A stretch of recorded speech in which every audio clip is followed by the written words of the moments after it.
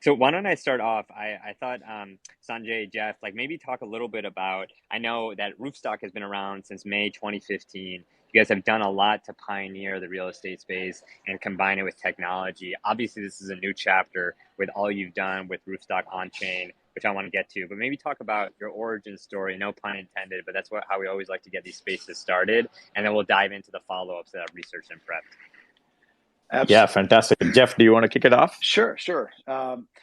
Points for the pun using your company's name. I'm not sure we can pull that off.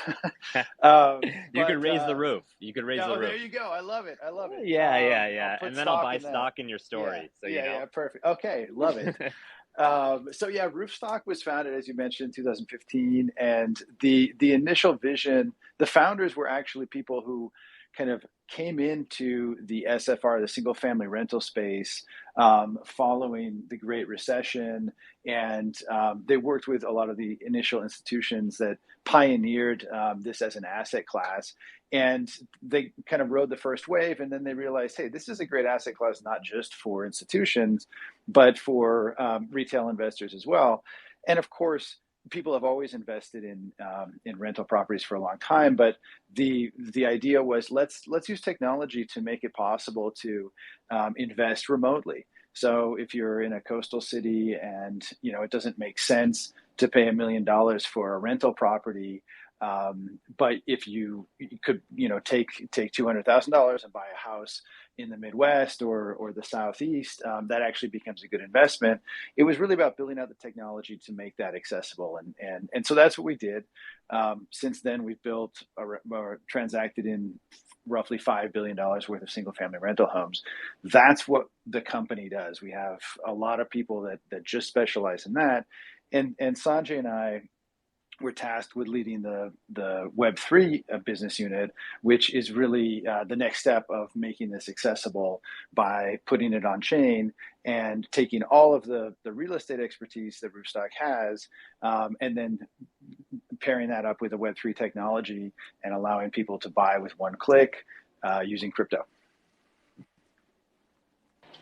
That is such a good, succinct summary.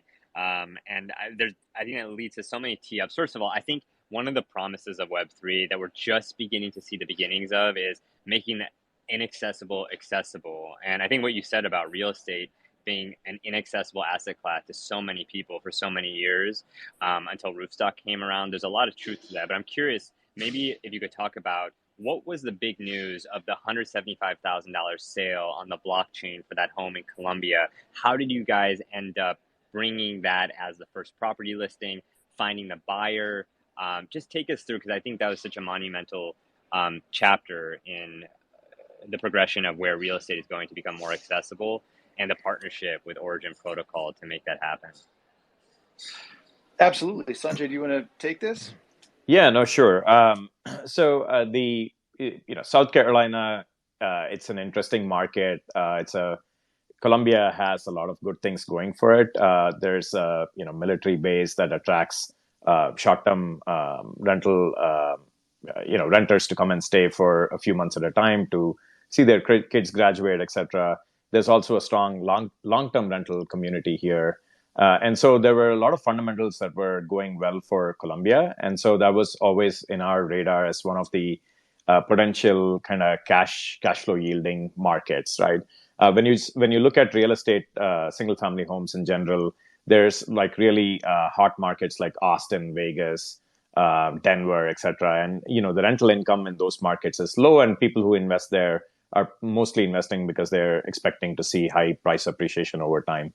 And then there are other markets like Atlanta, Indianapolis, Columbia, Birmingham, etc., where there's a little bit more of a cash flowing element to it and less of higher appreciation like Phoenix or Denver, right? So there's different market characteristics, and different real estate investors have their own buy boxes and investment theses, and they buy based on that. We picked the cash flowing market for this first one because right now there is some uncertainty in the housing market, and we wanted whoever bought this property to be able to at least have strong rental income. So that was the reason we picked Columbia, South Carolina for the first one. Also, South Carolina itself has been trying to come across as a more crypto-friendly state. You might have read recently in the news that they sent a contingent of people over to El Salvador to understand about their Bitcoin strategy. So there's a lot of kind of pro-crypto people here in South Carolina, which also made it a very interesting state to have our Genesis property at. The buyer is actually an experienced real estate investor who's very crypto forward. And so it was the right choice to bring somebody who understands real estate, but also has sufficiently good knowledge of how wallets work and how the blockchain works, what NFTs are, etc. So that was a really good match. Over time, we think that both Web3 native people as well as Web2 people who are looking for faster and more transparent transactions, they're all going to gravitate towards this model because ultimately our view of how technology solves inefficiencies is that if you sort of look at history, prior to the days of search engines, people had yellow pages and they were fine with that. But then search engines came around and that completely displaced the yellow pages market, right? Similarly, people were happy going to brick and mortar stores. Amazon came along, and then the convenience of sitting at home and ordering whatever you wanted and having that show up at your doorstep 1 or 2 days later, that changed the buying experience. Same thing happened with Expedia. People used to call travel agents to book travel, and then a site like Expedia comes around, and then suddenly you can look at all the airlines, all the fares in one place. Same thing happened with Uber and Lyft, and now Uber Eats. So each of these industries is getting disrupted by technology, and the real estate industry uniquely has things going for it, where blockchain specifically, when you add the concept of smart contracts and programmable money, the kinds of things you can do by bringing those two things together is almost infinite. And so this was a great opportunity to use these Web3 technologies that have matured considerably since the days of Ethereum launch. We now have all the infrastructure in place. Origin, that hosted the marketplace for us, because otherwise, companies have to build their own marketplaces or use other marketplaces like OpenSea looks rare. But Origin was a great partner to us because we were able to create something a little bit more bespoke with them while creating a product that was also, that could be used across different NFT marketplaces.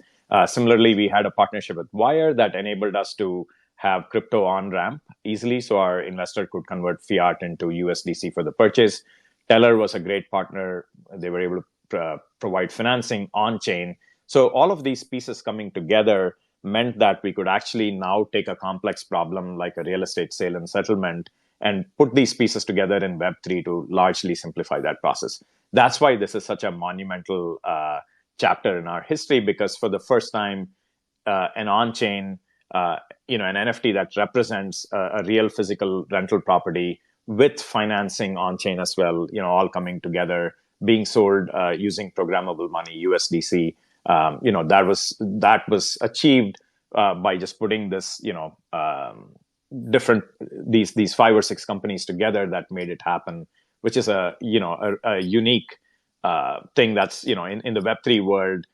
These types of collabs and partnerships are the things that are going to really move this industry forward. Because otherwise, the first use case where people were using crypto to lend to crypto and borrow crypto against crypto, those were all great use cases to start this industry off. But really, real world assets are where this is headed. And these are substantially larger industries. Single family homes in the U.S. being $4 trillion.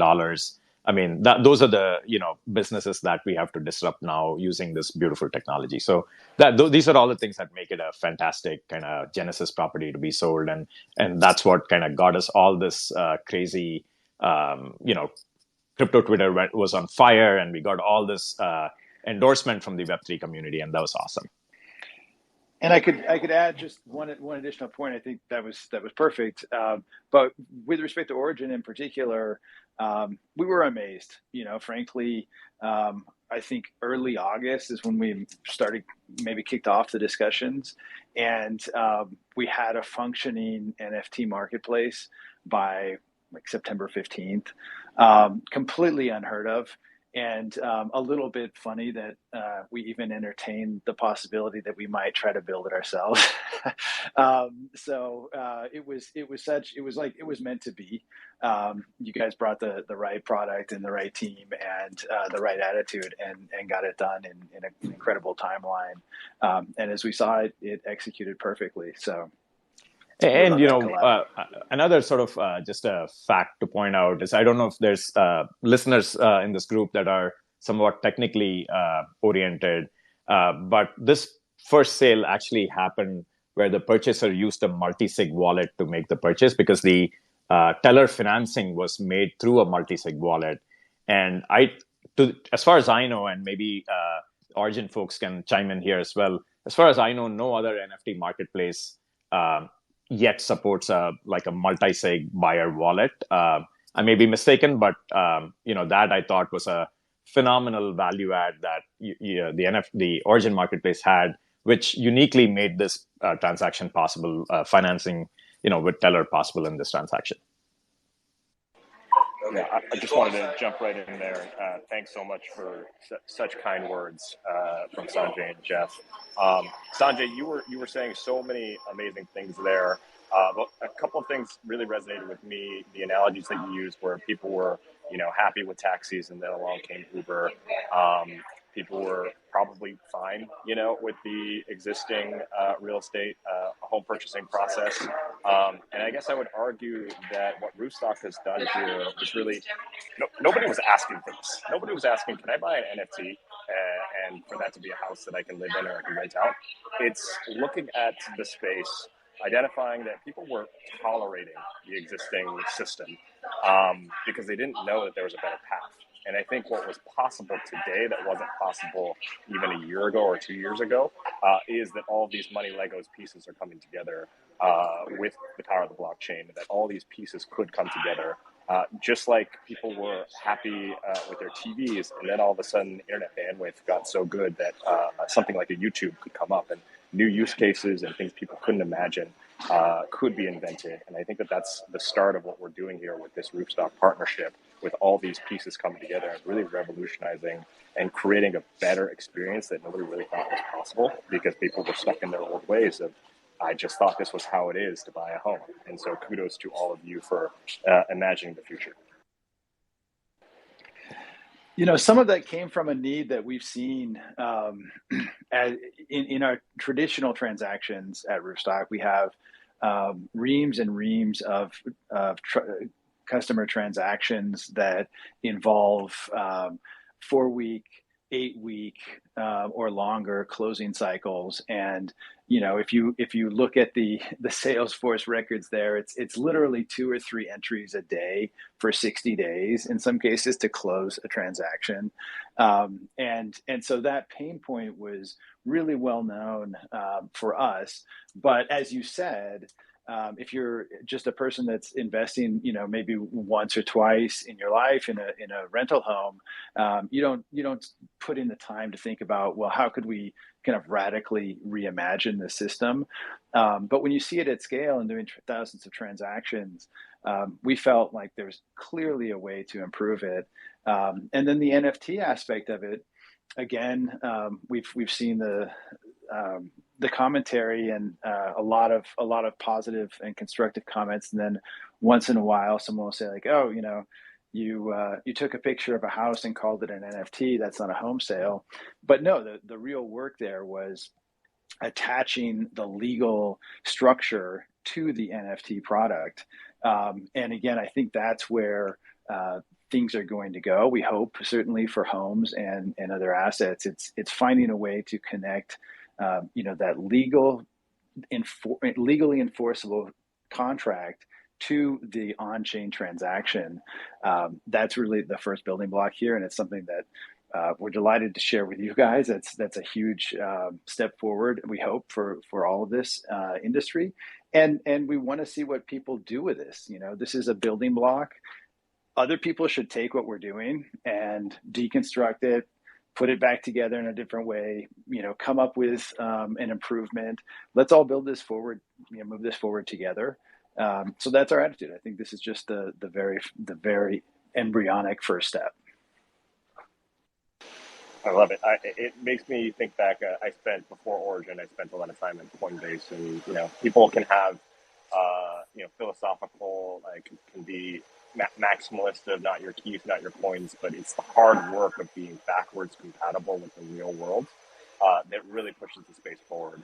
And I think it's the hard work of what you guys have done, of thinking about the legal framework, thinking about things like, if somebody's seed phrase is taken over, how do they make sure that they're not kicked out of their home? And I think that all of those things you've thought about, you've made sure it's compatible with existing laws and regulations, and that's how the space moves forward. 100%. I also want to bring Matt into the conversation if you're there to talk about, I know Origin's history. Like in the past, we've done, a ton of NFT projects. As we move to support PFP communities in the past, we've supported high profile drops. But I wanted to get your sense, like, Matt, what were you feeling when the Roofstock team approached you and say, hey, we want to use your technology, but to disrupt an industry as big as real estate? And it looks like Matt has gone off to the audience and off Twitter here. I know they're preparing for a flight. Oh, looks like he's back. Let me add him here. Matt, can you hear us? Looks like it's connecting. Matt, can you hear us? Hey, I can. It seems like there's some spotty Wi-Fi on my side. But yeah. All good, all good. I'm not sure how much of the question you got, but essentially I was curious, given Origin's history, all the projects that we've supported in the past, from high profile drops to PFP projects to now using the marketplace technology to really bring this marketplace to life for real estate and for Roofstock. Like, how did you feel and how did you go about this partnership when you were first approached by the Roofstock team? Oh yeah, I mean, just from the very beginning, just to add a little bit more context, like we founded Origin in 2017 with the idea that we can enable all different types of commerce on chain, right? And we believe in this concept of creating less systems that have less friction, that allow for higher transparency and also cheaper fees. And so this is like full circle, right? Because we started the company 5 years ago with this very mission, but weren't really able to enact it with any like real world use cases in a compelling way until this last week. And so for me, it was almost just like this full circle moment of like, hey, this is what it was all about in the first place, right? And what we didn't know when we first started was that NFTs were going to be the critical technology block that enables all this to happen, right? Because NFTs can enable true digital ownership, digital provenance, digital scarcity, and it's the ideal building block in this new Web3 internet that allows for the transfer and the purchase and transfer of a home, right? Like there's nothing bigger and more liquid and more difficult to deal with in a sense than selling a home for $175,000, right? And so it was a hugely rewarding moment for me personally. And when we first heard about this opportunity, we're like, we have to do this. This is a new, not just a new vertical, but this is just like an enormous opportunity to demonstrate what our technology can do for a variety of use cases. And so couldn't be more thrilled with the sale. Excited to get more prospective buyers that I know to participate on the Roofstock marketplace. Even more excited to build out the additional features to power this going forward. Right, as the Roofstock mentioned, this is kind of like in the early embryonic phases, and we were able to, stitch together the technology, both ours as well as like interface with other Web3 companies like Teller that allowed for like an on-chain mortgage essentially, and Wire that allowed for the fiat on-ramp. And so these things are all coming together, right? But there's still just kind of like this early thread that ties them together. I'm looking forward to the next like 1 year, 2 years, like 5 years from now, where we're able to build upon the stack even more, simplify the user experience, and just build with the Roofstock team. Like I really do believe that there is a future where Roofstock on chain, the Web3 subsidiary, ends up being bigger than the original Roofstock Web2 company. Now, it'll probably take a decade, but I think that would be an amazing aspiration for Sanjay and Geoff to take on, and we'd like to be there all the way along the way to support them and build the necessary platform and tools so that this could be a reality. I I'm like gonna. that manifesting. I like that manifesting. Um, and I just want, folks, Sanjay, I see you're unmuting.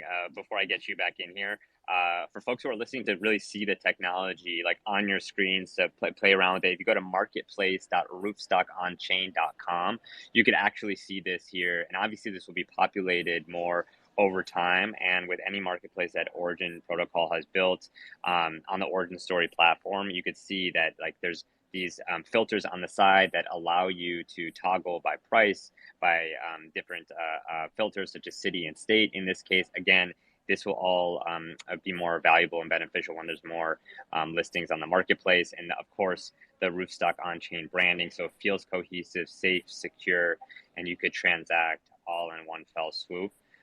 So just want to make sure that folks are seeing this in addition to the tweets we pinned, because it is really an incredible feat, let alone this having been done in a matter of months. Sanjay, I know you unmuted. I just want to get that in there before we go back to you. No, thank you. And just to echo Matt's point, right? In the US, single family rental properties, there's about 20 million units, and it's like a $4 trillion asset class, as I mentioned before. And even if we get a small portion of that TAM, that could be a huge, huge success. And I think people will, to our earlier point, convenience always trumps over inconvenience. And so when people eventually start to see that there is a better way of doing stuff, there's a more elegant and a happier approach to doing this. Because anybody who's bought a home has gone through the stress cycles for weeks where you're just sending documents back and forth, and 2-3 weeks elapse, and the documents are old, and they want to refresh up all the bank statements and everything else.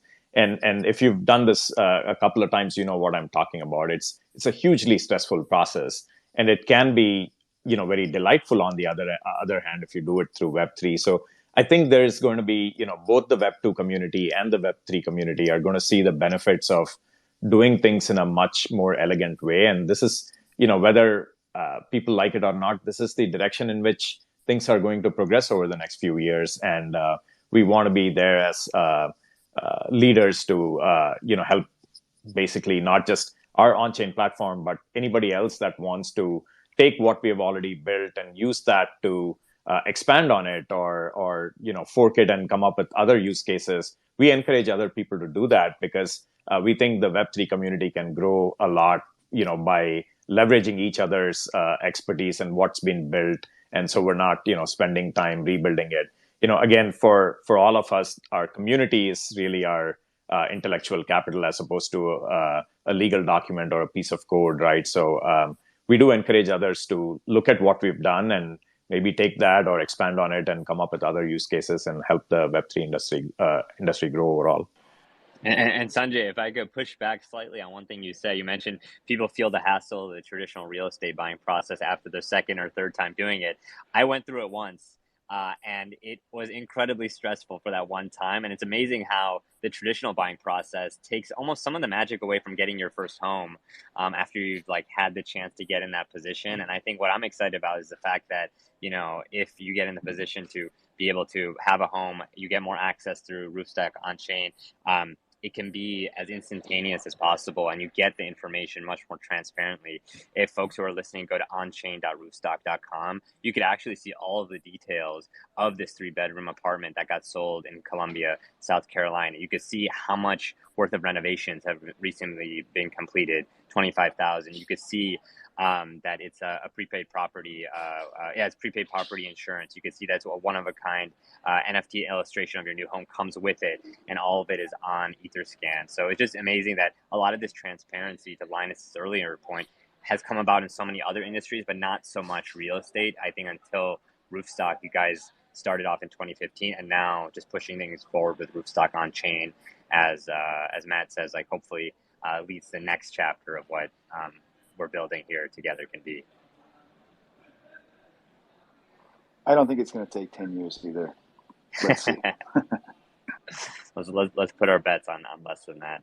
I see also friends of Origin here, William, Eric on the Origin team who has done so much to bring partnerships in. Maddie, Chase, I sent invites to you guys as well. I have a few other questions that I wanted to ask Geoff and Sanjay, because I think to really understand the problems that are being solved, maybe give a few examples of like what are the biggest hassles of the traditional home buying process that are solved through the blockchain, the escrow process, the closing, the ability to understand what's truly on your deed. Like maybe talk about like what are the biggest hassles and problems that are being solved. Because essentially, and ultimately, that's the point of what we're trying to build here. Geoff, why don't you kick us off here? Sure, sure. So, if you think about what problems are being solved in the traditional real estate transaction, you're really solving for two things. The buyer wants to make sure they're getting the house that they want and they think they're getting, and the seller wants to get paid. That's it. And over time, we've created, something like 12 intermediaries that have become part of that process to help make sure that those two things happen. But if you think about what a smart contract can do there, it can actually allow the parties to transact without a lot of those intermediaries. You mentioned escrow. That's a perfect example. Usually in the process, the buyer looks at the property without an inspection. They look at the property, they make an offer. The offer has a contingency for an inspection, and at that point, the seller, in order to take it off the market, they want an earnest money deposit, and then an inspection happens, and then usually there's some negotiation after the inspection, and then meanwhile, you've paid the buyer has paid an escrow agent to hold its money, and if you think about how that can be done differently with smart contracts, it's very, very elegant, right? I don't need to I'm preaching to the choir with this group, but we're really talking about a smart contract checking to see if the buyer has the funds, checking to see if the seller has the home token. If yes and yes, then it executes. You don't ever need to go through a moment in time where a third party holds your money as a symbol of good faith in the transaction. Instead of having the buyer have to go through the waiting process of getting the inspection done, we did the inspection up front. So by the time the home is listed on our site on the Roofstock Origin marketplace, an inspection has already been done. So you don't need an inspection contingency anymore. With the financing that we're putting in place together with Teller, you don't need a financing contingency either. So it's a completely different way of thinking about how the real estate process can be structured.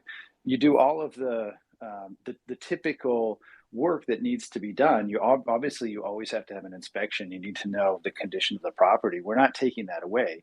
We're just doing it up front. The title has to be properly recorded in the county's office. That still happens under our system. It just happens at the time that we put the property into the LLC. So we've basically taken all of these roadblocks that contribute to a long closing cycle. We've put them, front loaded them, and by the time the buyer reaches our site, they have all of the information at their fingertips to make a purchase decision.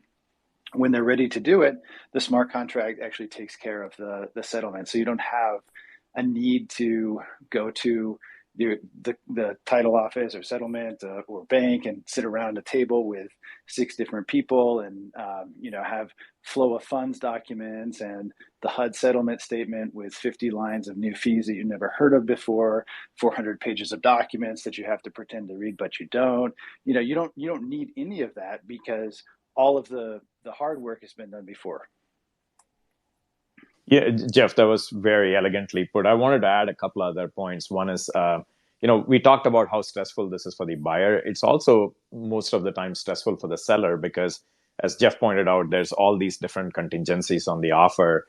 And some point during the closing process, you find out information that you did not know before. You can come back and you can amend your offer, you can rescind your offer. And then, sometimes these offers get canceled and the seller has to put the property back in the market again. It's an extremely stressful situation for those few weeks for both the buyer and the seller while the transaction is going on, right? And the other thing also, as we started talking to Web3 natives, what we realized is that there's a whole generation of people now that are in the Web3 economy. Some of them get paid in USDC or other stable coins or ETH. and they may, have considerable wealth in the crypto space. They don't necessarily have a credit history in the kind of TradFi world. So, when they go to a bank and say, hey, can I get a credit card or can I open an account? And they want to know, like, where do you work? How much income do you make? And you don't have a regular, traditional W-2 that they can look at, or, a balance, getting paid in dollars and certain amount of wealth you're generating because of that. And you show them your ETH balance or your wallet balance, they don't understand what that means. And so it's often really hard for Web3 people to get the kinds of things that Web2 people have access to, right? A home loan, credit cards, all of these things that we take for granted. So this is, as we develop this, I mean, we were building this to solve the problem of the time it takes to close these transactions. But we also realized there's an ancillary benefit here. One, Web3 natives can now use their wealth to diversify into a real world asset that produces cash yield and also has potential for appreciation over time. And also crypto treasuries, and that traditionally keep all their money in their native coin, some BTC, ETH, and stable coins. They have an opportunity to, without having to off ramp out of crypto back into fiat, they can still make crypto investments and get access to a diversified asset class that produces yield and can be financed if you want to get quick financing for working capital needs. There's a lot of benefits to the Web3 community in general with this type of a product as well. Obviously, while also solving all the kind of Web2 problems that Geoff talked about. Yeah, I think that's an ongoing theme of this spaces as we come to a close here. And I have one last final question, but if you guys are just joining, we're talking about the launch of the marketplace powered by Origin Story that Roofstock on-chain built their first home. If you go to the website and go to marketplace.roofstockonchain.com, you'll be able to see that live in addition to the post that I pinned above. And the first home, again, sold for $175,000 in South Carolina, 149 Cottage Lake Way. You can see all the notes about the renovation. I'm curious, like, how the neighbors are reacting to this down there. And I think what you said about just this common thread we've been talking about, making the inaccessible more accessible, and even adding on that point you mentioned about, folks who don't have, financial or credit history, but have a ton of wealth built up through crypto can now play in this pool. What markets are next? Where do you see this going? Want to just open up the floor in case you guys have thoughts on the Origin side. If Matt or Linus, you guys have thoughts, and then we can wrap things up here. But where do you see this going? Other markets? What can we look forward to as blockchain continues to disrupt real estate, and this partnership hopefully just continues to go to another level? I have some thoughts. I'm not sure if this is something Roofstock on chain would think about, but the way I view it is like anything, any real world asset, and any digital asset for that matter can theoretically be represented by an NFT, right? And so, from an Origin perspective, the theoretical expanse is quite wide, right? There are all these different verticals that we can tackle. There are other physical asset classes, whether they're like handbags, watches, cars, boats, etc., that could also probably be brought on chain. Now, none of these categories are as interesting as real estate, which is much larger category and also has just much more like real world utility. Like everyone needs a place to stay. Not everyone needs an expensive handbag or watch, for example, right? And so I think we would love to see our technology be used in other verticals as well, but also dive really deep into this real estate one with the Roofstock team. So again, just want to reiterate, like, we're super excited about that. Going deeper into real estate, there's like all different types of things that could happen in a disruptive way. Again, we're still super early, both on our side and Roofstock side, to even start thinking about some of these concepts. But one thing that I'm personally fascinated about is, like, can real estate investment trusts like REITs be potentially disrupted with blockchain technology, right? So imagine now, like, we're able to tokenize a bunch of properties from the Roofstock team, and maybe not all of them are sold to individual purchasers, right? Maybe they're pooled into a smart contract, and then that smart contract can essentially serve as a REIT, right? That smart contract can allow for essentially all those NFTs that represent real estate to then issue a fungible token, right? That gives investment rights to the entire pool. You can also imagine a smaller use case where like an individual home is fractionalized.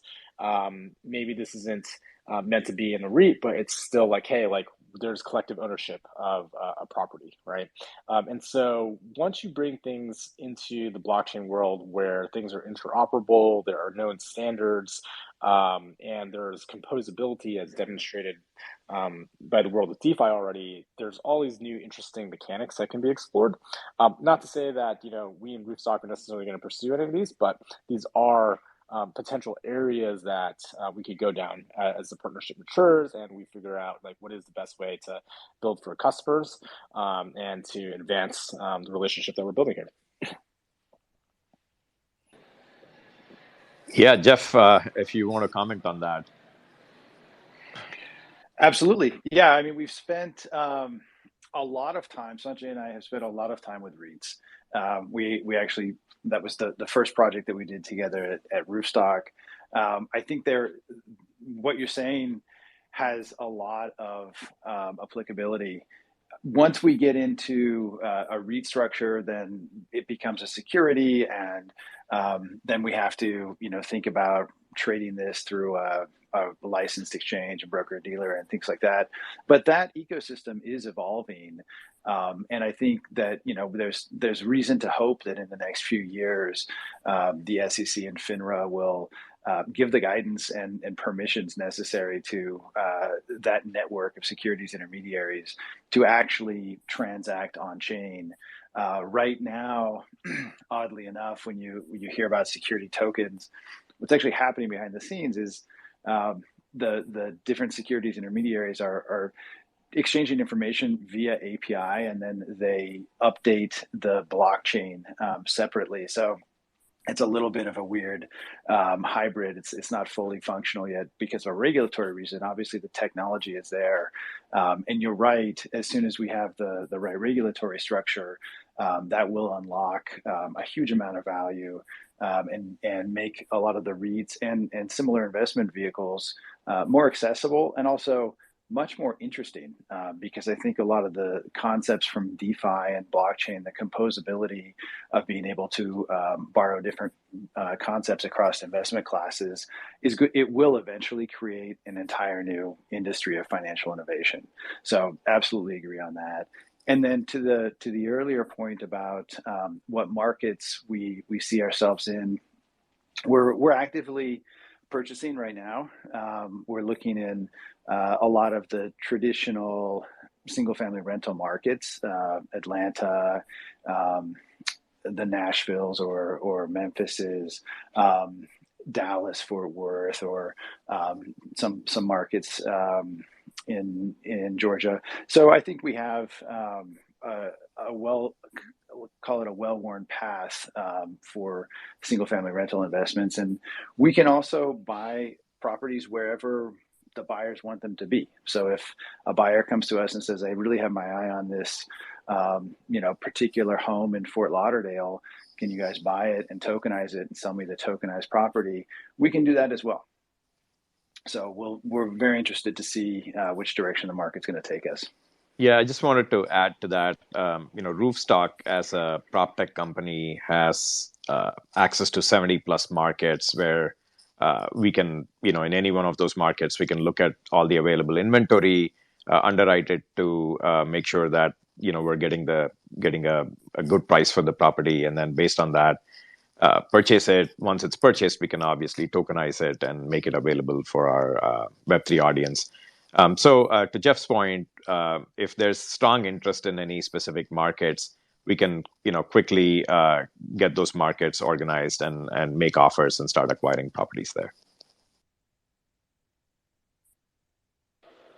Yeah, that to me is the most powerful thing, is that you're doing it with the support and within the confines of Roofstock that's already disrupted the real estate industry so much, and with a partner like Origin, like Matt said at the beginning, it's such a full circle moment to see, what I think Origin Protocol's initial mission was, and now seeing the decentralization of real estate happening with this partnership.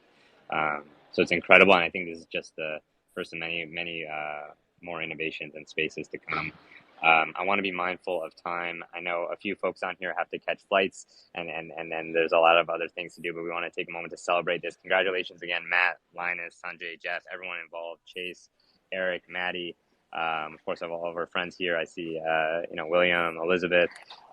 Just wanted to give a shout out to everyone and give you guys a final word. Matt, Linus, anything else you want to add? Sanjay, Geoff, and of course, we just wanted to say one more time, if you didn't already catch the link, if you go to marketplace.roofstockonchain.com, you can see this marketplace powered by Origin Story live, as well as the first ever transaction that just took place in South Carolina. But yep, Matt, Linus, Sanjay, Geoff, I'll give it off to you to close things off. Just the beginning. Just the beginning. That's all I got to say. Amen. Amen. Hear, hear. Perfect. All right, let's leave it off on that. To be continued, everyone. To be continued. Make sure you follow everyone on stage, the Origin Protocol official, Matt, Linus, Sanjay, Geoff, in addition to the Roofstock on chain and Roofstock official accounts, and take a look around you as well. I think one of the best thing about these spaces is that, it's a great place to start the conversation, not end it. And we'll be taking some of the best sound bites and putting them on social afterwards. Because I think there's a lot of gold that was dropped here about where's the future going, threads that we could put around this. So thank you, everyone, for your time and just for your work in this space, because I think this is actually what we're been hoping to see with a lot of the innovations that we've been promised and seeing during the past few years. So until next time. Thank you. I can't wait to see the 100th and the 1000th transaction complete on the Origin Marketplace. So I'm looking forward to that. Amen. Yes. Thank you, guys. Take care, guys. Bye. Thanks, everyone.